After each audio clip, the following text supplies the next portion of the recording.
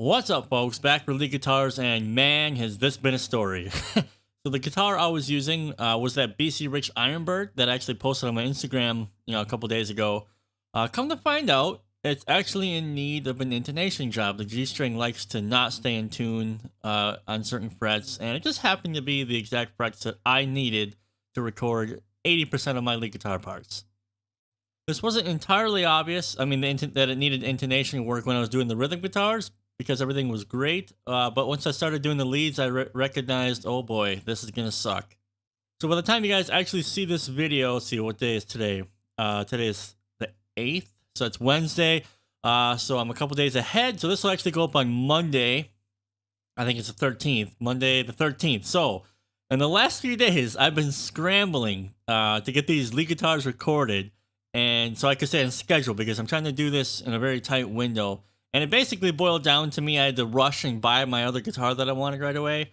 I would have used my 7-string Ibanez, but it's already in the condition that I want to sell it in. And I don't want to mess with it, so I couldn't use that. And I had to get this other guitar. So as I recorded the leads with the new Warlock that I got, I realized that we're just going to have some bum notes, people. And there's not much I can do about it. I looked at it with Melodyne, really didn't do anything. And, these are 9s that are on the Warlock right now. And there's no way that I could tune it down a step and then do the drop C. The strings just would not handle it. So that's the way it goes sometimes when you're recording things, trying to do it fast. And things just get screwed up a little bit. So there are a couple of notes that are a bit flat. Just the way it's going to be, folks. And hopefully you can forgive me. Anyway, all that being said, I got the leads recorded, and with the style of the leads I write, I typically double them all the time because usually I'm doing some kind of harmonies or I'm they're more tremolo pick stuff. It's not an actual like lead guitar solo, and I will pan these 50 or 60% respectively. Really depends on the mix phase how I like it. I started doing this, the doubling the leads, probably about 8 years ago or so. I just liked the way it sounded, and it made it sound more full. The overall song sounded more full when I did that. So it's just something that I like to do, and I've been doing since. Now, in terms of the lead guitar, you guys want to keep a few things in mind on top of recording your rhythm guitars. So first of all, I should have mentioned this with the rhythm guitar, actually, but you want to tape down anything that rattles. So take some painter's tape, put some tape around the nut or the bridge of your guitar, so it'll cut down on all the extra ringing, like when you do a palm mute and stuff like that. But in our case, when we're doing these leads up on top of the neck, you can actually get like, get your girlfriend's hair tie. I actually I had my wife make me a hair tie specifically for the guitar. And if I realize I'm playing around the 12th fret most of the time, I'll actually move this hair tie around to the 5th fret or so. And it's just an extra precaution to keep the strings a little bit damped in case, I screw up with my hand and I'm not muting the strings as well as I should be.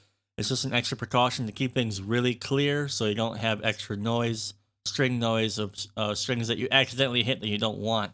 Another thing, tune between every take. Just check your tuning. Even if it's a little bit out of tune, in our case, we're going to be working with VST instruments that are in tune. So it's on us to make sure our guitar is in tune. And that's funny because as I just mentioned, we're going to have a couple notes that are going to be a bit flat, but we already talked about that. Next thing is turn the tone knob on your guitar down a little bit. Not all the way, but turn it down so it's not completely on 10 and it's not so bright and harsh. By turning it down, you'll warm the sound a little bit and you'll help differentiate the tone from your rhythm guitar tone if you're using the same guitar.